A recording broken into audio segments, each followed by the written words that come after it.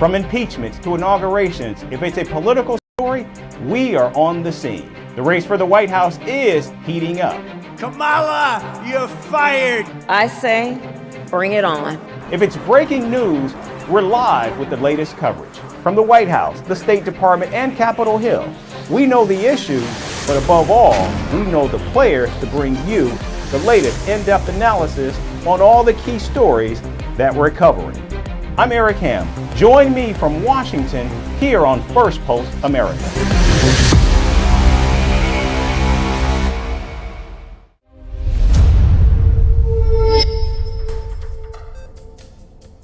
Hello and welcome to Firstpost America. I'm Eric Ham, live in Washington, D.C. And over the next few minutes, we'll take you from the United States and around the world, covering all the top stories of the day. But before that, here's a look at the latest headlines. Ukraine destroys a third bridge in Russia's Kursk region. Ukrainian President Volodymyr Zelensky says the successful incursion into Russia has exposed Vladimir Putin's nuclear bluff. Taiwan conducts missile drills simulating the interception of enemy fighter jets and cruise missiles. Taipei fires the U.S.-made Patriot missiles as part of the exercise.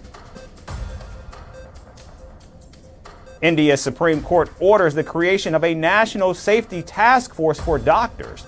This in the wake of a 31-year-old doctor who was raped and murdered in the city of Calcutta, sparking nationwide protests. The United States accuses Iran of launching cyber attacks against presidential campaigns of both Donald Trump and Kamala Harris. Washington says Tehran is trying to influence the outcome in November.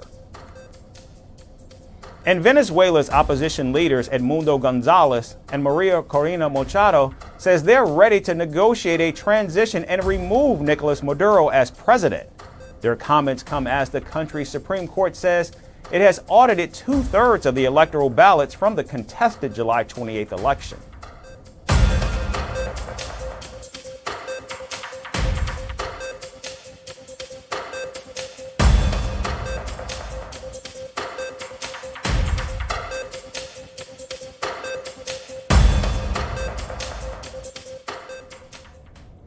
We begin in the Middle East. Secretary of State Antony Blinken has confirmed that Israel has in fact agreed to the Gaza ceasefire deal. The announcement came after a joint meeting that included Israeli Prime Minister Benjamin Netanyahu and Defense Minister Yoav Gallant. In a very constructive meeting with Prime Minister Netanyahu today, he confirmed to me that Israel accepts the bridging proposal, that he supports it. It's now incumbent on Hamas to do the same. And then the parties, with the help of the mediators, the United States, Egypt, and Qatar, have to come together and complete the process of reaching clear understandings about how they'll implement the commitments. Now, Netanyahu is yet to comment on how Israel, in fact, plans to implement the ceasefire proposal presented by President Joe Biden back in May.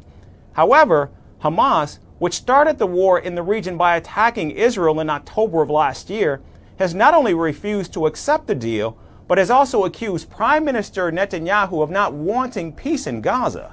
The U-turn from Hamas comes just days after the group agreed to accept the Gaza truce deal that was presented by the United States. The Palestinian group is now saying that Washington should not have acted as mediator and blamed the Biden administration for buying time for Israel to carry out a genocide in Gaza. We don't need more negotiations, we need to agree on an implementation mechanism. When Antony Blinken says that the Israelis have agreed, and then the Israelis say that there is an updated document, that means that the American administration is giving in to the Israeli pressures and not the opposite. Now, following that statement by Hamas, Israel shot back as Prime Minister Netanyahu's office said the Palestinian group would not adhere to the ceasefire guidelines and the truce deal would crumble within weeks. Meanwhile, Secretary Blinken is holding another round of discussions with the other two mediators, Egypt and Qatar. Here I'm going on to Egypt and Qatar. These are our two critical partners in this effort to get the ceasefire agreement over the finish line, to get the hostages home, to put everyone on a better path to lasting peace and security. And so I look forward to consulting with President Sisi, with the Emir, Sheikh Tamim, with other critical colleagues in both countries on the immediate steps ahead, and in particular, what needs to be done to ensure that Hamas comes along. For the first time in almost 10 months, Israel has agreed to an absolute ceasefire in Gaza, and now the possibility of peace rests with Hamas, who could accept the deal and end the bloodshed and suffering being inflicted on millions of Palestinians. And here in the United States, the first day of the Democratic National Convention saw a massive turnout in Chicago as thousands packed the United Center. President Joe Biden delivered the keynote address, essentially passing the baton to his Vice President Kamala Harris. After taking center stage, the president gave a heartfelt message to young Americans about saving the country's democracy.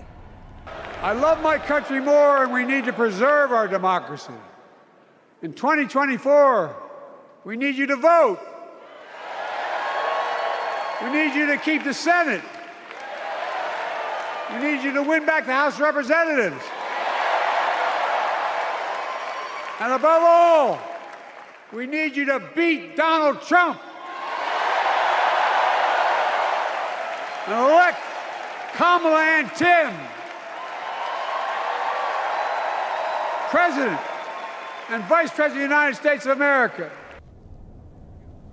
Now, after the speech, Kamala Harris walked onto stage and thanked President Biden for his support to the Harris-Walz campaign. The theme for the first night was, quote, "for the people," and the convention organizers certainly did not disappoint in celebrating the party's diversity. In fact, some of the key speakers last night included former Secretary of State Hillary Clinton, civil rights leader Jesse Jackson, Congresswoman Alexandria Ocasio-Cortez, and First Lady Jill Biden. Kamala has the character, experience, and vision to lead us forward. She will fight to lower costs for hardworking families, open the doors wide for good-paying jobs, and yes, she will restore abortion rights nationwide. The party amplified the Harris narrative as the presidential nominee and zeroed in on the rival Republican Party and its presidential pick, Donald Trump. After the results are tallied that night, we can, in the words of the great Steph Curry, we can tell Donald Trump, night, night.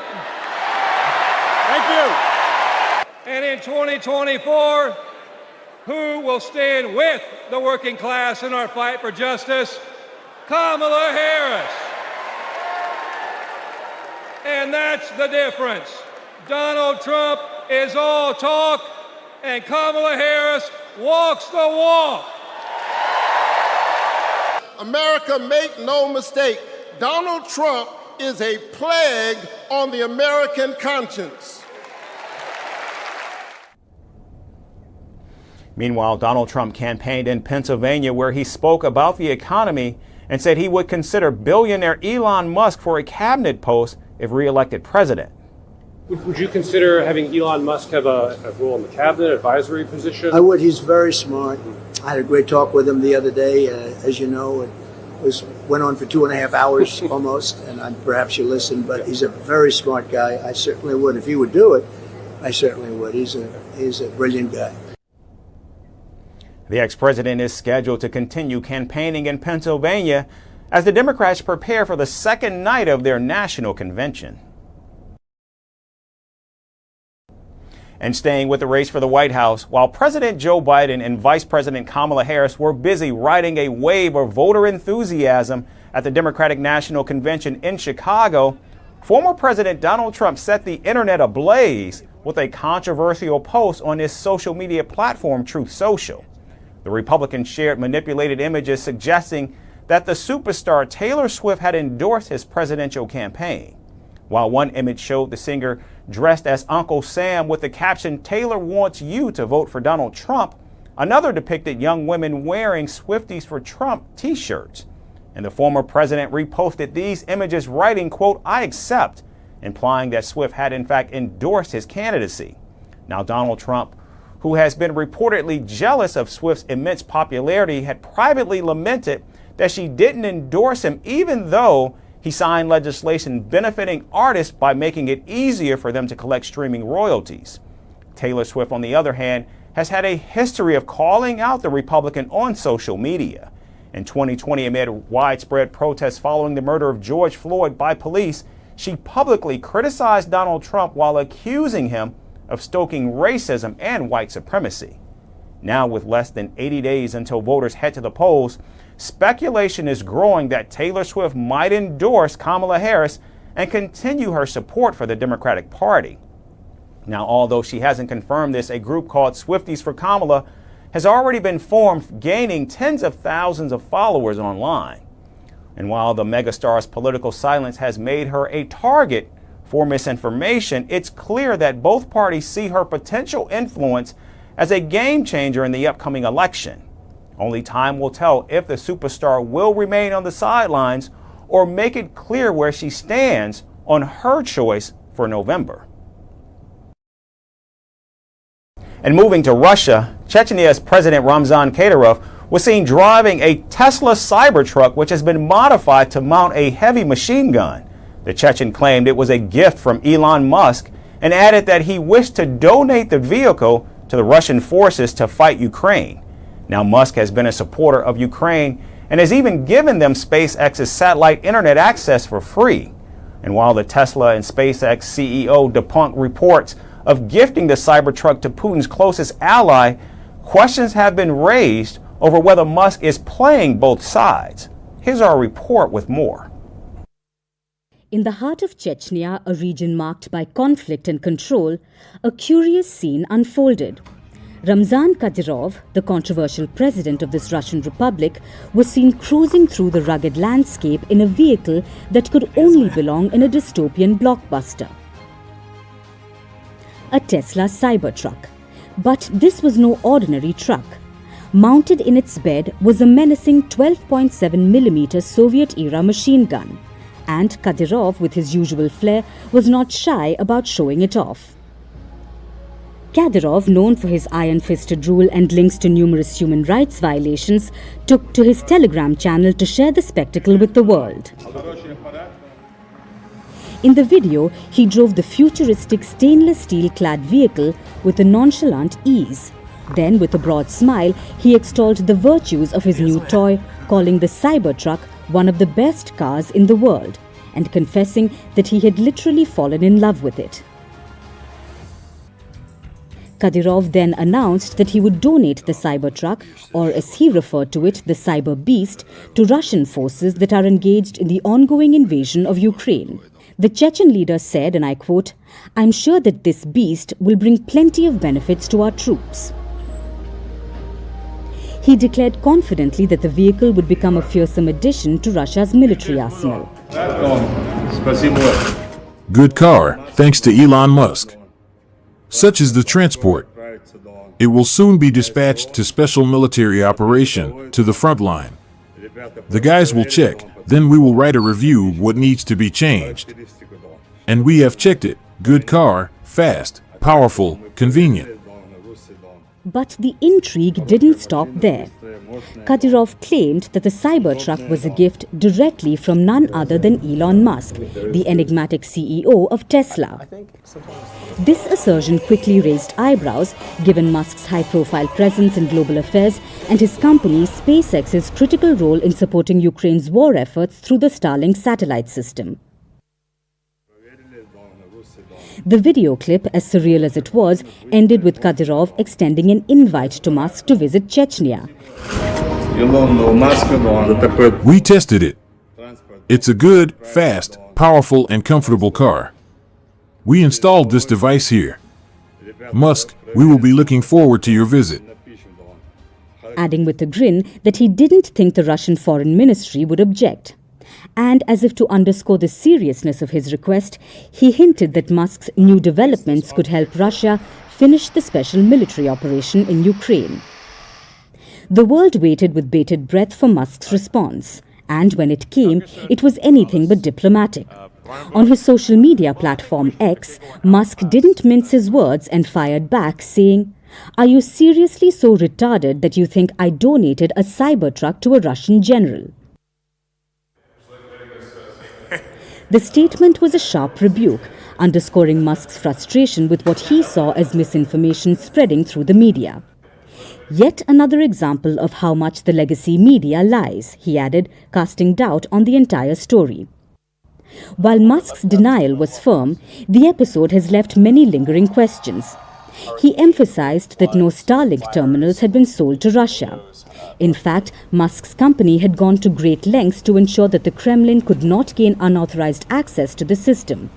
Musk and SpaceX had to even partner with the US Department of Defense to secure the technology and prevent it from falling into Russian hands. And finally, out of Japan, where a simple case of misplaced scissors brought one of Japan's busiest airports to a grinding halt. 30 flights were canceled, over 2,000 were rerouted and delayed, leaving thousands of passengers stranded. The airport, which handles one of the world's busiest domestic air routes, went into lockdown as officials scrambled to find the missing scissors, only to discover they were exactly where they should have been all along.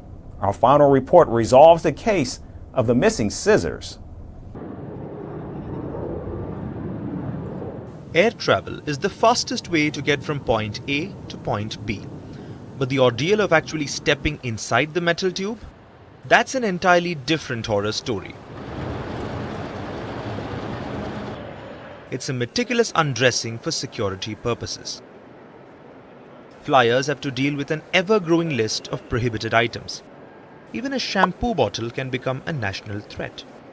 And the inevitable pat-down that leaves you questioning your life choices is enough to make anyone reconsider their travel plans. But if you thought airport anxiety was bad, try navigating the aftermath of a blunder at Japan's new Chitose airport in Hokkaido. Comedy of errors escalated into a full-blown security crisis. This threat grounded around 36 flights and delayed over 200, while leaving thousands of travelers stranded. The cause of this chaos?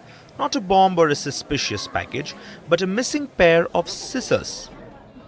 The mere suggestion of the absent scissors sent the entire airport into lockdown. One shop owner reported the AWOL scissors to security at the airport, promptly decided that this was an existential threat to aviation. After all, in the world of airport security, scissors aren't just for arts, they are potential weapons. To find the missing scissors, security officials shut down operations for nearly 2 hours. Passengers who had already braved the gruesome security checks were dragged back through it again, this time under even more intense scrutiny. The lines grew, the tempers flared, and yet the infamous scissors remained elusive.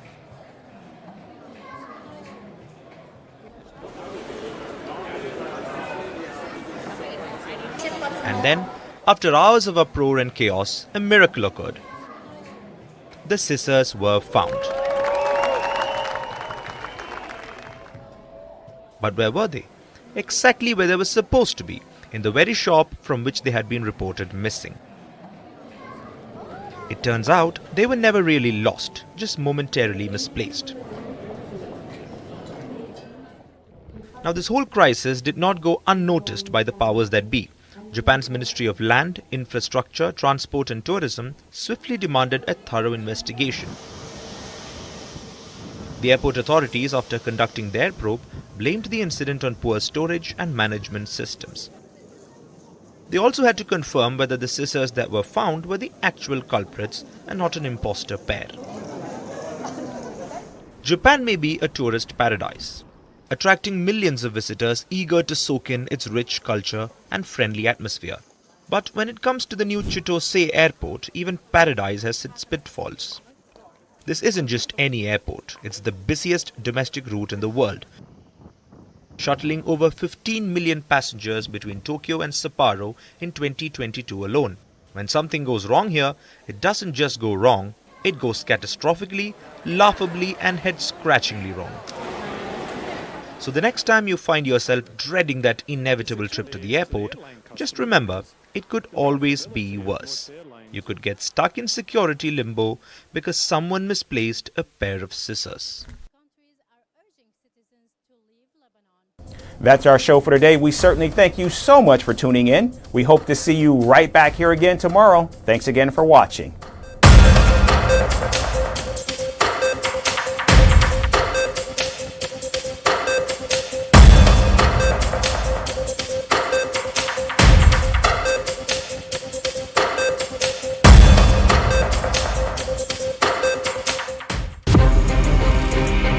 From impeachments to inaugurations, if it's a political story, we are on the scene. The race for the White House is heating up. Kamala, you're fired. I say, bring it on. If it's breaking news, we're live with the latest coverage. From the White House, the State Department, and Capitol Hill. We know the issues, but above all, we know the players to bring you the latest in-depth analysis on all the key stories that we're covering. I'm Eric Ham.